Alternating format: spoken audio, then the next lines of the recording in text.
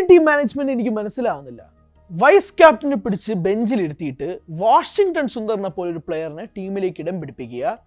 8 പന്തുകളിൽ നിന്ന് 22 അടിച്ച സഞ്ജു സാംസണെ ടീമിൽ നിന്നും ഒരു കാരണവുമില്ലെന്ന് മാറ്റി അവിടെ ബെഞ്ചിലിരുത്തിയിട്ട് മത്സരങ്ങൾ തിളങ്ങാതെ നിൽക്കുന്ന ഓപ്പണേഴ്സിന് വീണ്ടും അവസരം കൊടുക്കുക. എന്നാൽ ഇതുപോലെ തിളങ്ങാതെ നിൽക്കുന്ന വ്യക്തിയാണ് സഞ്ജു എങ്കിൽ സഞ്ജുവിനെ പിടിച്ച് ബെഞ്ചിലിരുത്തിയിട്ട് വേറെ ഒരാൾക്ക് അവസരം കൊടുക്കുന്നില്ല. എനിക്ക് മനസ്സിലാവുന്നില്ല ഈ ഇന്ത്യൻ ടീം മാനേജ്മെൻറ്റിനെ, കോച്ചിനെ, ക്യാപ്റ്റനെ ഒരു തരത്തിലും മനസ്സിലാവുന്നില്ല. പക്ഷേ ഒരു കാര്യം ഞാൻ ആദ്യം പറയും, സഞ്ജു സാംസണെ കളിപ്പിക്കാത്തതിൽ എനിക്ക് വിഷമമൊന്നുമില്ല. കാരണം ഇവിടെ വൈസ് ക്യാപ്റ്റനായ അക്സർ പട്ടേൽ ഡക്കൗട്ട് ഇരിക്കുകയാണ് അവസരത്തിന് വേണ്ടിയിട്ട്. പിന്നെയാണ് സഞ്ജു സാംസൺ. അക്സർ പട്ടേലിനെ പോലൊരു നീറ്റി ഓൾറൗണ്ടറിനെ ബെഞ്ചിലിരുത്തിയിട്ട് വാഷിംഗ്ടൺ സുന്ദറിനെ നിങ്ങൾ കളിപ്പിക്കുകയാണ്. ഇന്ത്യക്ക് കഴിഞ്ഞ ദിവസം സംഭവിച്ച തോൽവികളിൽ ഏറ്റവും പ്രധാനപ്പെട്ട കാരണം ടീം മാനേജ്മെൻറ്റാണ്. പ്ലെയേഴ്സിനെ പോലും കുറ്റം പറയുന്നതിന് ഒരു പരിധിയുണ്ട്. It's the team management's fault. ടീമിൻ്റെ സെലക്ഷൻ പറയാതിരിക്കാൻ വയ്യ. നരേന്ദ്രമോദി സ്റ്റേഡിയം പോലൊരു ബാറ്റിംഗ് പിച്ചിൽ പന്ത് സ്ലോ ആയിട്ട് വരിക കഴിഞ്ഞ ദിവസം സംഭവിച്ച കാര്യമാണ്. അവിടെ സൗത്ത് ആഫ്രിക്ക ആദ്യം ടോസ് നേടി ബാറ്റിംഗ് എടുത്തിട്ട് 188 പോസ്റ്റ് ചെയ്യുകയാണ്.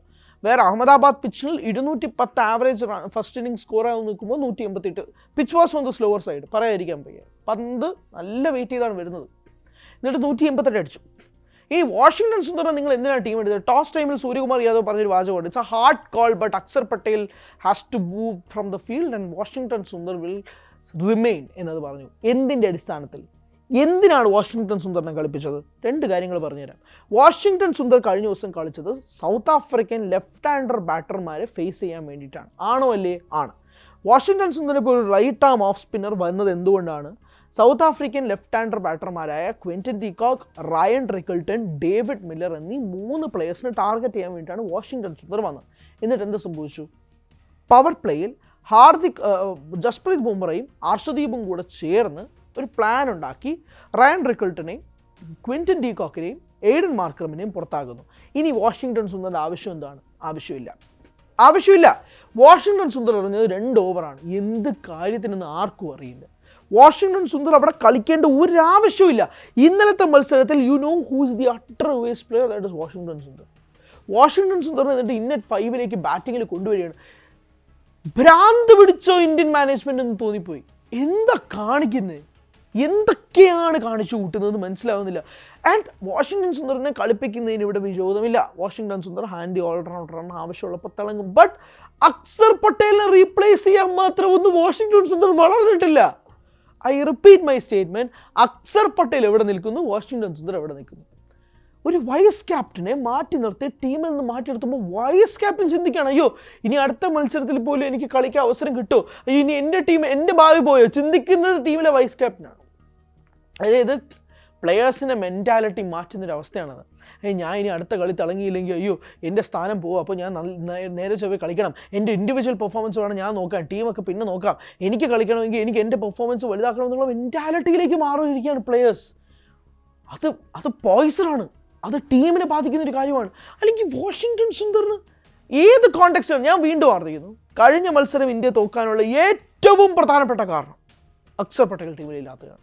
സഞ്ജു സാംസൺ ഒന്നും പറഞ്ഞുകൊണ്ട് വരില്ല, അക്സർ പട്ടേൽ ടീമിലില്ലാത്തത് തന്നെയാണ് കഴിഞ്ഞ ദിവസം ഇന്ത്യ തോക്കാനുള്ള കാരണം. 20-3 നിൽക്കുന്ന സമയത്ത് if you bring in Axar Patel പോലൊരു പ്ലെയറിനെ കൊണ്ടുവന്നു കഴിഞ്ഞാൽ ബ്രെവിസോ മില്ലറോ സ്ട്രേറ്റ് ഡൗൺ ദ ഗ്രൗണ്ട് ഒന്നും കളിക്കാൻ പോകുന്നില്ല.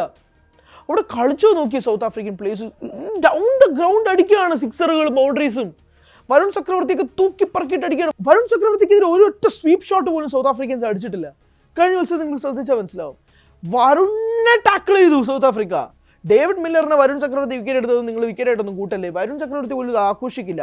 കാരണം 48 റൺസാണ് വരുൺ ചക്രവർത്തി കഴിഞ്ഞ മത്സരത്തിൽ വഴങ്ങിയത് 4 ഓവറുകളിൽ. അല്ലെങ്കിൽ 4 ഓവറൊന്നും സൂര്യകുമാർ യാദവിന് കൊടുക്കണ്ട. റണ്ണ് വഴങ്ങിക്കൊണ്ടിരിക്കുമ്പോൾ വരുൺ ചക്രവർത്തി കൊണ്ട് 4 ഓവർ കോട്ട കംപ്ലീറ്റ് ചെയ്യിപ്പിക്കും. 12 runs per over Varun Chakravarthy കൊടുക്കുകയാണ്. Which is a very rare sight, very very rare sight. David Miller പുറത്താവുന്നത് എങ്ങനെയാണ്? ലോങ് ഓഫിലേക്ക് ക്യാച്ച് കിട്ടാൻ വേണ്ടിയിട്ടുള്ള അവസരത്തിൽ നിന്നാണ് ഡേവിഡ് മില്ലർ പുറത്താവുന്നത്. അതും വരുൺ ചക്രവർത്തിയുടെ പെനൾട്ടിമേറ്റ് പന്തിലാണ് പുറത്താവുന്നത്. അതൊന്നും വിക്കറ്റായിട്ട് പോലും കൂട്ടല്ലേ. Varun Chakravarthy was bamboozled. South African ബാറ്റർമാർ കുഴപ്പിച്ചു വരുൺ ചക്രവർത്തിയെ. പിന്നെയാണ് വാഷിംഗ്ടൺ സുന്ദർ. ആ റിസ്ക് എടുക്കാൻ പോലും സൂര്യ തയ്യാറായില്ല. വാഷിംഗ്ടൺ 4 ഓവർ കംപ്ലീറ്റ് ചെയ്യിപ്പിച്ചില്ലല്ലോ. ഞാൻ പറയുന്നത് വാഷിംഗ്ടൺ എന്തിനാണ് ടീമിൽ അക്സർ പട്ടേലിന് പകരം അക്സർ ആയിരുന്നെങ്കിൽ ലെഫ്റ്റ് ആം ഓഫ് സ്പിന്നർ. ഞാൻ ഒരു കാര്യം കൂടെ പറഞ്ഞാൽ നിങ്ങൾക്ക് കുറച്ചുകൂടെ മനസ്സിലാവും. കേശവ് മഹാരാജ് കഴിഞ്ഞ ദിവസം 3 വിക്കറ്റുകളാണ് എടുത്തത്. കേശവ് മഹാരാജ് ആരാണ്? Left arm off spinner. Axar Patel dugout ഇരുന്ന് കേശവ് മഹാരാജിന് 3 വിക്കറ്റുകളും കണ്ടുകൊണ്ടിരിക്കുകയാണ്. ഞാൻ കളിക്കേണ്ട കളിയാണല്ലോ ഇതെന്ന് ആലോചിക്കുക.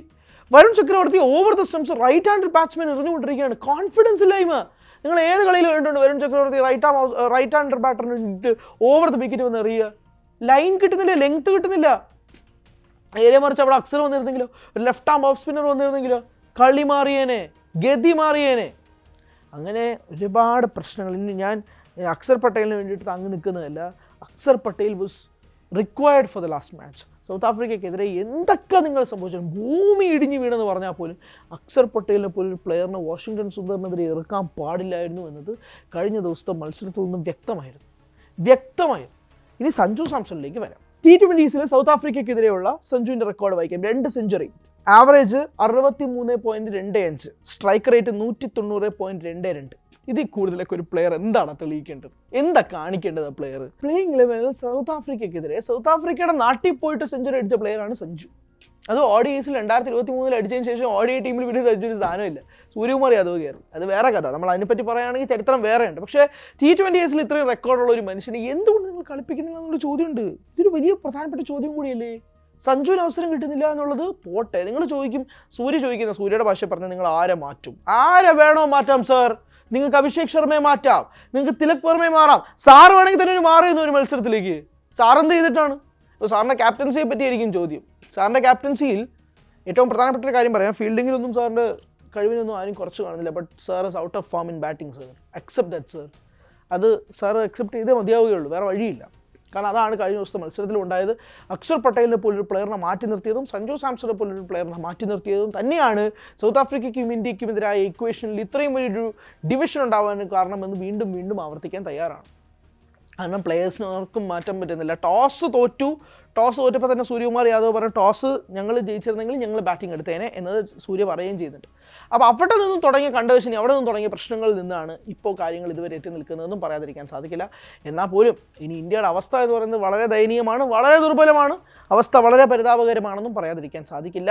എന്തായാലും ഈ ഘട്ടത്തിൽ എത്തി നിൽക്കുന്നൊരവസ്ഥയിൽ ഇന്ത്യയെ സംബന്ധിച്ചിടത്തോളം വളരെ നിർണായകമാണ് അങ്ങോട്ടുള്ള മത്സരങ്ങൾ. ഇനി ടീം മാനേജ്മെൻറ്റ് നോക്കാൻ പോകുന്നത് ഇനി മാറ്റങ്ങൾ സംഭവിക്കും എന്നുള്ളതാണ്. കാരണം ഇപ്പോൾ ആ കൂടെ ഒരു പരിഭ്രാന്തിയിൽ നിൽക്കുകയാണ് ഇന്ത്യൻ ടീം. പറയാതിരിക്കാൻ വയ്യ, പരിഭ്രാന്തിയിൽ നിൽക്കുകയാണ്. ഇത്രയും വലിയ തോൽവി. നിങ്ങളിപ്പോൾ ഞാൻ വേറൊരു ഓപ്ഷനും കൂടെ മുന്നോട്ട് വയ്ക്കാം. അക്സർ പട്ടേലിൽ നിന്ന് Kuldeep Yadav was an option. Kuldeep യാദവിനെ യൂസ് ചെയ്യാമായിരുന്നല്ലോ.